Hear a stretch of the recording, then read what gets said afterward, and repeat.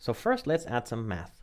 We're going to label the horizontal axis corresponding to the test by the variable x1 and the vertical axis corresponding to the grades by the variable x2.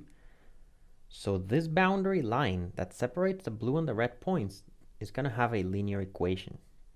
The one drawn has equation 2x1 plus x2 minus 18 equals 0. What does this mean? This means that our method for accepting or rejecting students simply says the following. Take this equation as our score. The score is 2 times test plus grades minus 18. And when the student comes in, we check their score. If their score is a positive number, then we accept the student, and if the score is a negative number, then we reject the student. This is called a prediction. We can say by convention that if the score is 0, we'll accept the student, although this won't matter much at the end. And that's it. That linear equation is our model.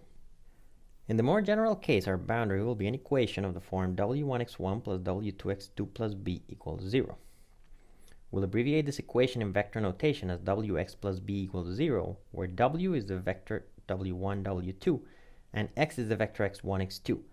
And we simply take the product of the two vectors. We'll refer to x as the input, to w as the weights, and to b as the bias.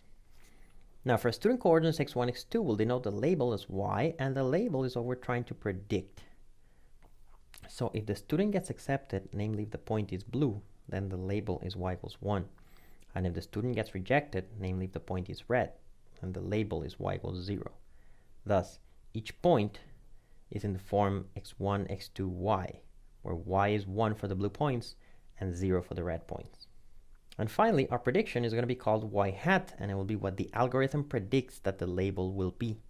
In this case, y hat is 1 if the algorithm predicts that the student gets accepted, which means the point lies over the line, and y hat is 0 if the algorithm predicts that the student gets rejected, which means the point is under the line. In math terms, this means that the prediction y hat is 1 if wx plus b is greater than or equal to 0, and 0 if wx plus b is less than 0. So to summarize, the points above the line have y hat equals 1, and the points below the line have y hat equals 0.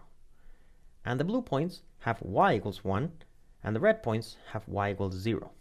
And the goal of the algorithm is to have y hat resembling y as closely as possible, which is exactly equivalent to finding the boundary line that keeps most of the blue points above it and most of the red points below it.